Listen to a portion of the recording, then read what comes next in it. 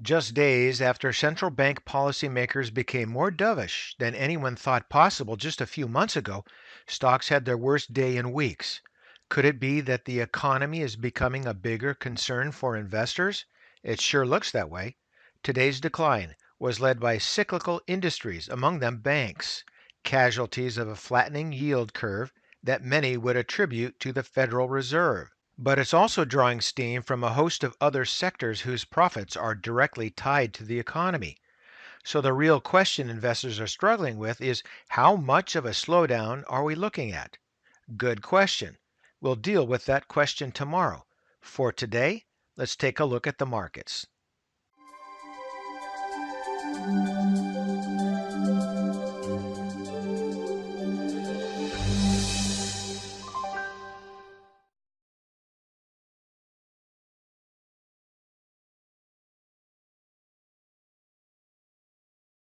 We're going to take a look at a few charts today, so let's get started with the 20-year monthly chart on the spiders. The SPY close on Friday was 279.25. Now, when I look at the price chart here, what I see is this. And we talked about this not all that long ago. To me, it looks like a head and shoulders pattern that's beginning to form. Well, something else that's kind of ugly too, of course, is down here in, say, the price rate of change, or more so in the RSI. But it even shows up in other oscillators. But let's look at it. We have a pretty steep decline here in this oscillator. Not unlike that there, not unlike this here, and then not unlike that there. This was the dot-com bubble. This was the great financial crisis. This here was the downturn in 2015, 2016, and here's where we are currently. So, John Bouvet, I'm going to call you JB. Are we finally going to get that retrenchment and that test of the low? Well, we'll have to wait and see. But let's look at the other oscillators. Here's the stochastics, volume, and then Williams. Williams shows this pretty well too. In through there, down here, that was steep, and of course, down here. So that's the problem that I'm looking at, that I've been waiting to see if it develops. And it looks like it might be coming, but I'm not quite ready to say that we're going to have another crash in the market. But it does show a lot of signs. Here in the MACD, we can see that the bottom is attempting here, but it just slightly is getting reflected off, not unlike this period here. Now, certainly this period here has some similarities as well, perhaps even in here. I'm not sure if you can see it on your screen, but basically there are attempts at a recovery, say there, there, and there. In the 2007-2009 timeframe, we had an attempt there, maybe a minor attempt there. Here in 2015, 2016, we had an attempt there and then an attempt there. So is this going to be a failed attempt? We'll have to watch that closely. Let's go to the weekly chart. So now we're looking at the 2-year weekly chart on the spiders. And as we can see here, we have a red week there, and then this week was red here, indicating a possibility of a turn in the market, but we can't quite be sure, so we're going to have to wait another week or two. Into the MACD, it looks like things are doing just fine with these fast line accelerating as well as the slow line accelerating, but we're near that zero line, so we don't have a lot of strength in here. And looking at the histogram, it does look like it wants to try to turn over here. So that to me is a probability, the higher probability going forward. Price rate of change, we got a sawtooth here and a reflection on up, but I think that's going to be coming down here next week into the RSI, such as we just saw in the monthly. We had this level here back in early 2018, then say in late 2018 here, and then now we're at this point here. So effectively, we have a pretty good downtrend moving through there. So that's the problem. And it somewhat shows up here in the stochastics as well, with the possibility of the fast line heading on down here.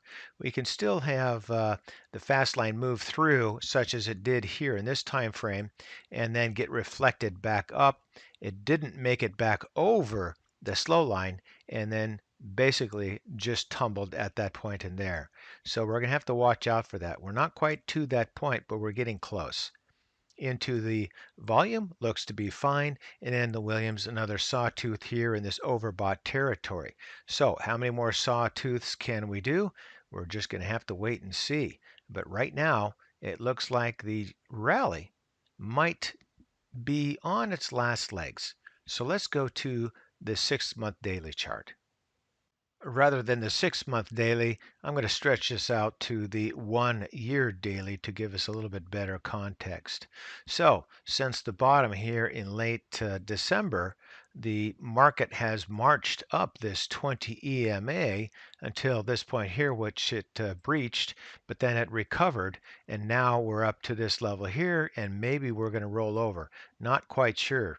A little bit early to tell, but it did move above those lines here. That was sort of the first hurdle I wanted to take a look at.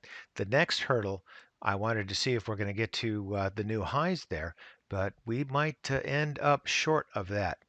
Moving here into the MACD, you can see that we did have a recovery, but the fast line didn't really pierce through that slow line much more than maybe a few days or so, and it looks like it might get reflected back. So we need to see if that happens to where we get this fall off, sell off as we did at that time frame there.